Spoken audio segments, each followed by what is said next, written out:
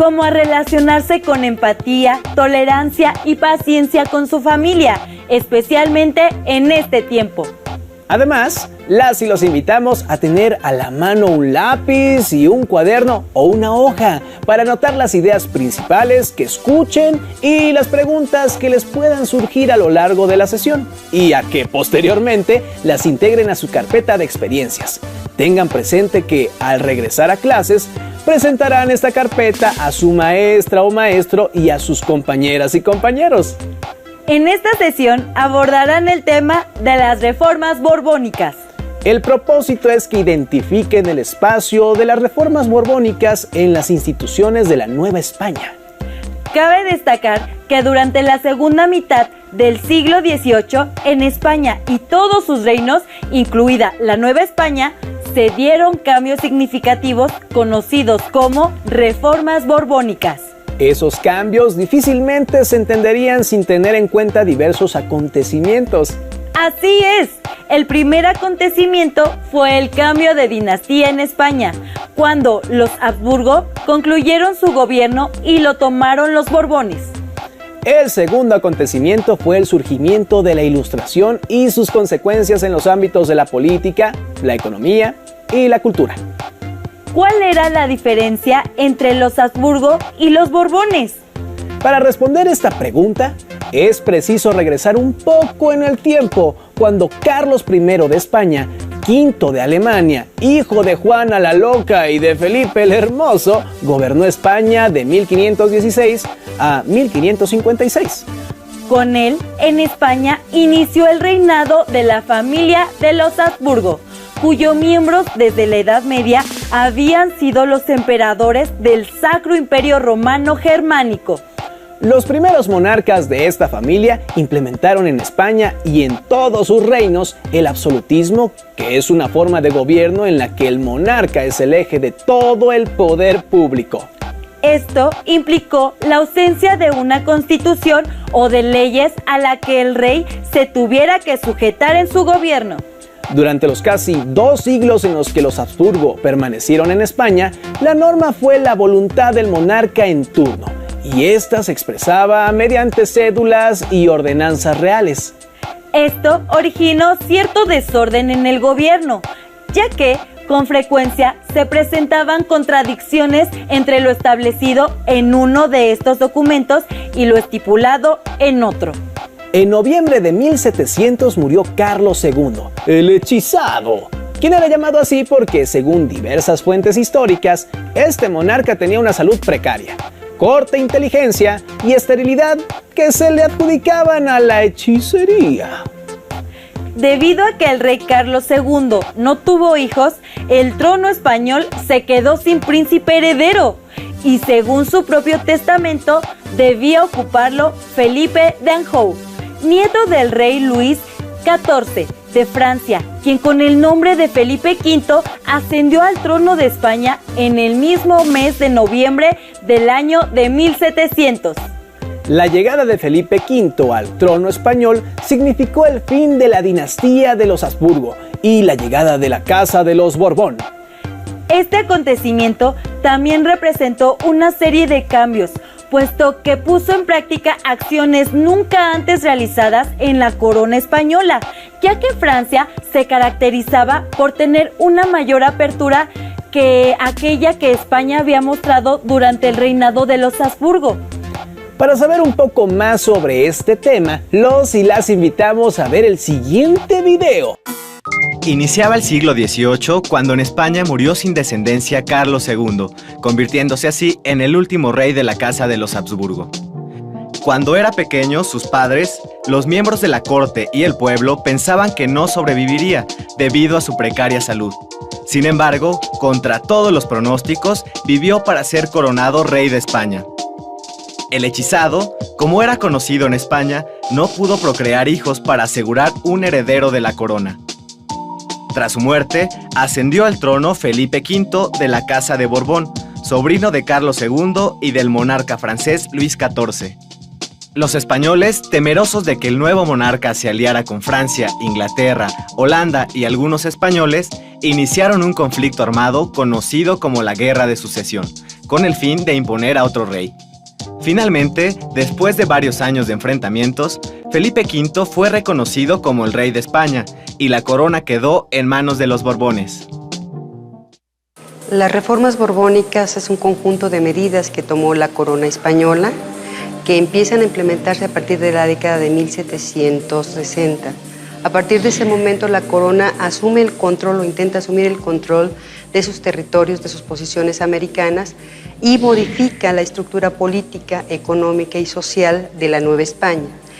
Esta serie de medidas tenían como objetivo fundamental recuperar el control político de la capital española y al mismo tiempo de la Nueva España. Por otra parte, buscaban obtener el mayor beneficio posible a través de la recolección de una mayor cantidad de impuestos. Para ello se realizaron una serie de leyes que modificaron la relación con el clero, por ejemplo, en relación con la Iglesia, la expulsión de los jesuitas en 1767 muestra el punto más importante del control que va a tener la corona española sobre la Iglesia. Otra de las medidas más importantes tiene que ver con la consolidación de vales reales, que a partir de 1804 va a significar el control de las propiedades y de los recursos de la Iglesia. Finalmente, en la parte económica, va a suponer la imposición de una gran cantidad de impuestos con la finalidad de llevar más plata a España y así equilibrar la balanza de pagos, porque la corona española tenía que hacer frente a una serie de compromisos, entre ellos un conjunto de guerras con Francia y con Inglaterra. Finalmente, va a significar el desplazamiento de los criollos de los puestos de poder, y esto va a conducir en la primera década del siglo XIX a un enfrentamiento y a una crisis política. Posiblemente las transformaciones más significativas ocurrieron durante la segunda mitad del siglo XVIII, cuando la Ilustración se expandió por Francia, Alemania, Inglaterra y España. Las ideas ilustradas repercutieron en todos los ámbitos de la vida y sus efectos fueron sumamente importantes. Esta poderosa corriente llegó a ser distintiva del siglo XVIII y este periodo fue conocido como el siglo de las luces, porque se trató de un conjunto de tendencias intelectuales, políticas y sociales, caracterizadas por su optimismo en el poder de la razón. Nada debía escapar a esa conciencia crítica fundada en la razón y por ello la Ilustración no se quedó en el ámbito de la reflexión filosófica, sino que se incluyó en la política, la sociedad e incluso con la religión. Respecto a la política, la Ilustración dio origen al despotismo ilustrado. En las clases dirigentes surgió un ánimo ilustrado y racional que trajo reformas que buscaron la modernización de la economía, siempre bajo la mirada paternalista y autoritaria del rey. La consideración hacia el pueblo se hizo patente, pero nunca permitió que éste interviniera en los asuntos públicos. Fue así que se acuñó la frase "todo para el pueblo, pero sin el pueblo". ¿Cómo fue que las reformas borbónicas se aplicaron en la Nueva España? Para ahondar en este tema, acompáñenos a ver el siguiente video.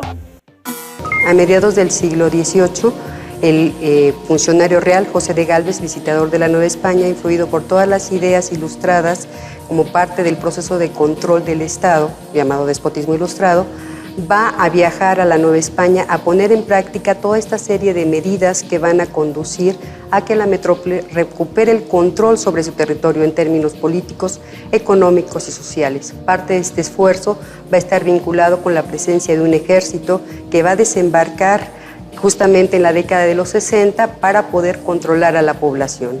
A finales del siglo XVIII, el Imperio Español tenía posesiones en varios continentes. Sus dominios americanos se extendían desde Nueva España hasta el Virreinato del Río de la Plata, ocupando varias islas del Caribe. En Asia, la corona poseía el archipiélago de las Filipinas. Durante todo el siglo XVII, la dinastía de los Austria dejaron o permitieron que en las colonias se desarrollaran intereses particulares. No permitían que la corona recibiera los suficientes beneficios de su posesión, en este caso de la joya más preciada que era la Nueva España.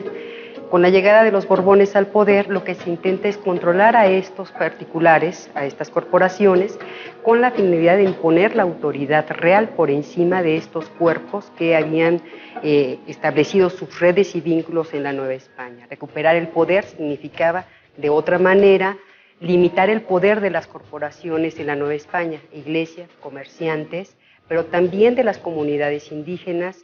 Y esta búsqueda de control significó llevar nuevos funcionarios, hombres nuevos que condujeron a la metrópoli a la era del poder real y efectivo, y a que la Nueva España, que era un reino más de la corona española, alcanzara el estatus colonial prácticamente al ser sometida a funcionarios españoles.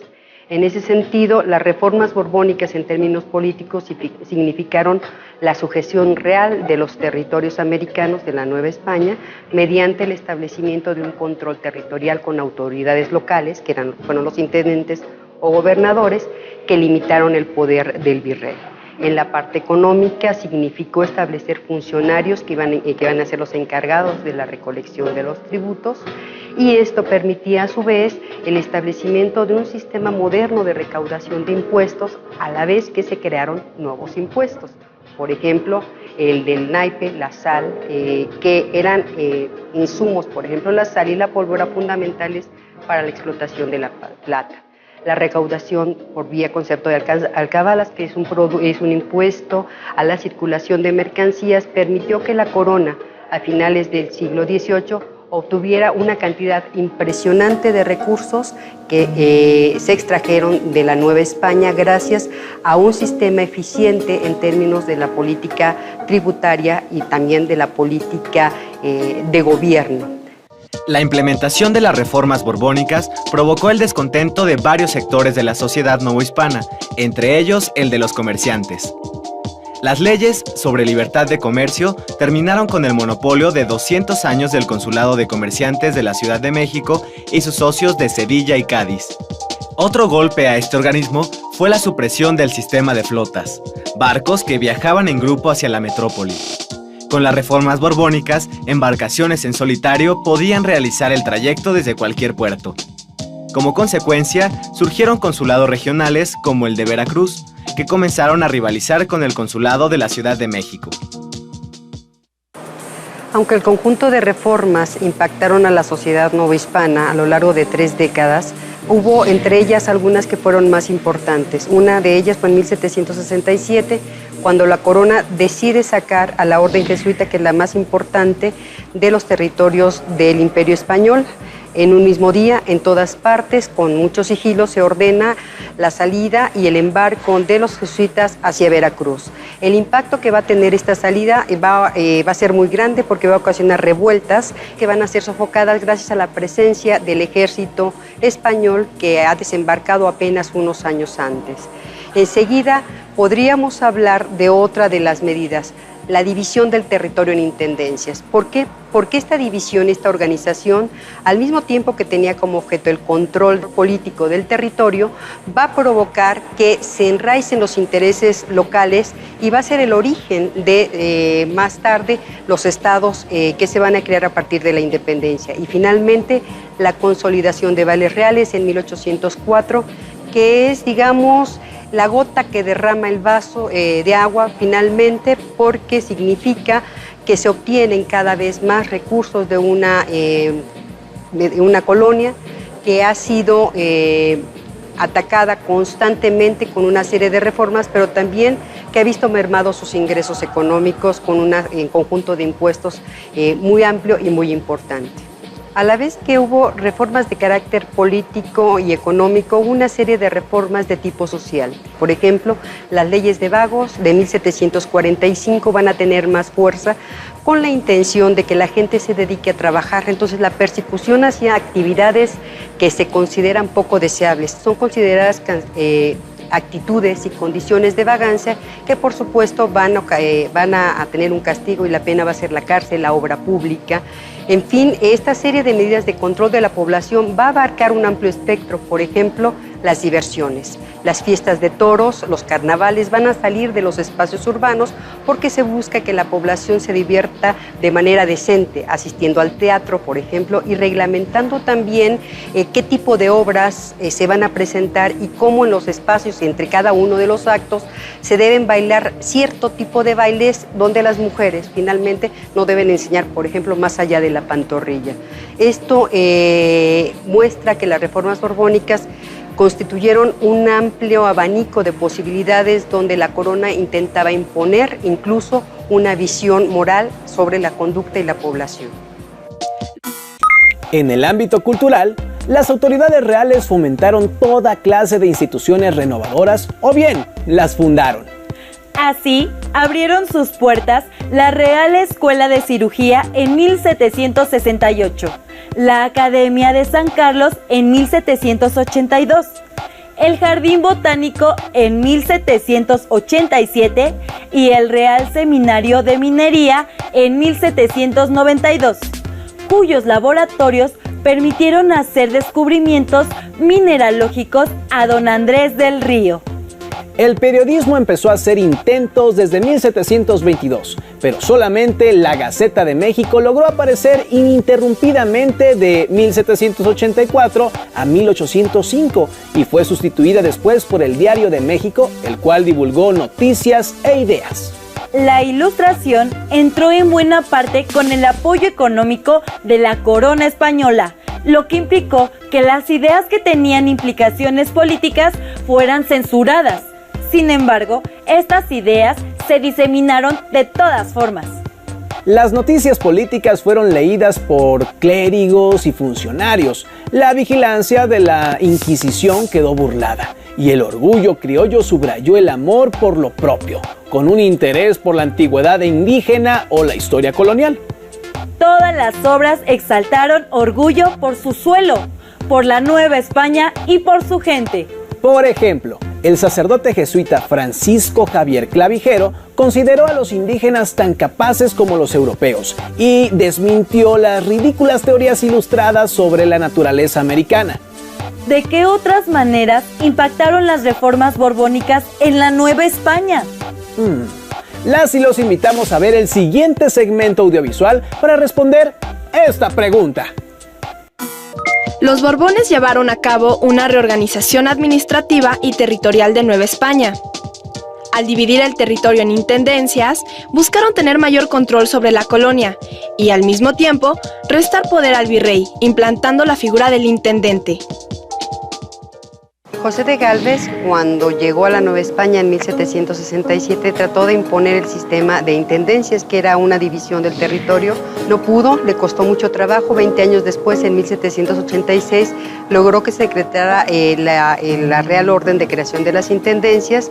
Se crearon 12, es decir, el territorio del virreinato de la Nueva España fue dividido en 12 espacios jurisdiccionales que tenían un intendente que hacía las veces de las funciones del virrey en cada uno de sus territorios. El poder que tenía el virrey sobre todo el territorio de la Nueva España se divide y ahora van a ser los intendentes a partir de 1786 quienes van a ejercer las funciones del Ejecutivo en su territorio.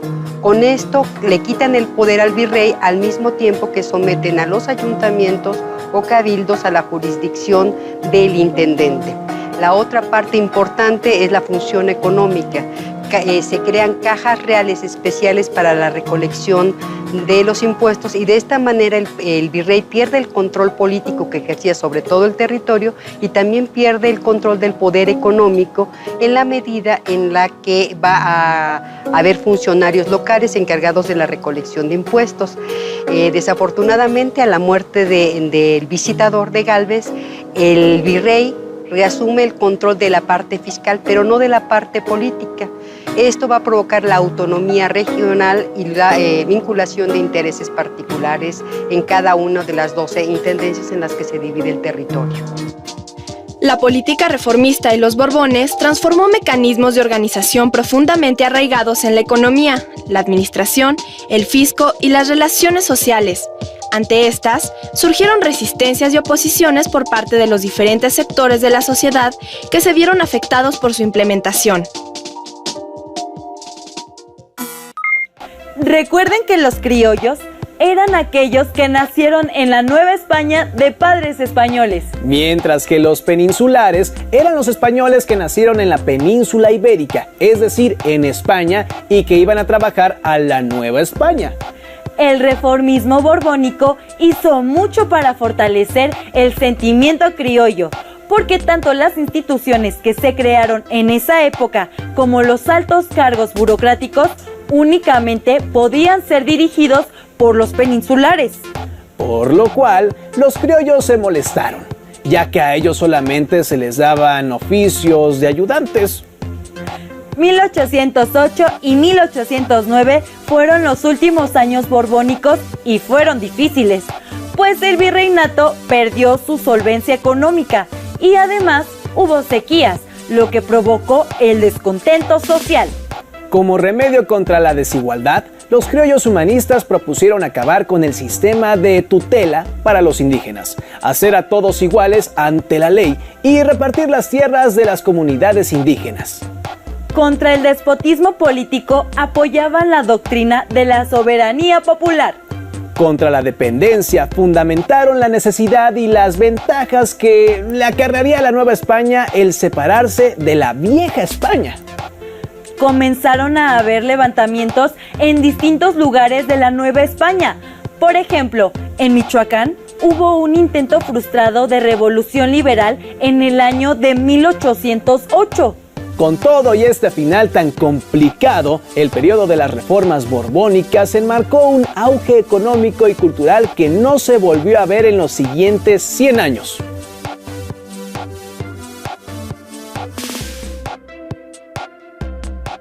Ahora realicen la siguiente actividad.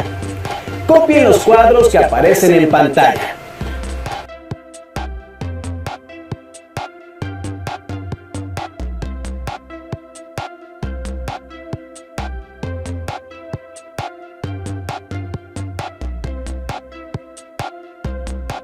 Completen los cuadros con información sobre los cambios en materia político-administrativa y económica que impulsaron las reformas borbónicas.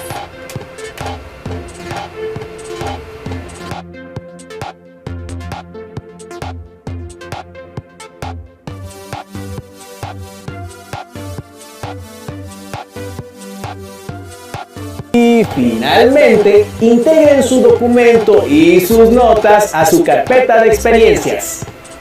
Si tienen la oportunidad de leer el libro La Nueva España de Antonio Rubial, podrán conocer más sobre las reformas borbónicas. Les sugerimos invitar a su familia a comentar sobre este tema y a compartir sus inquietudes.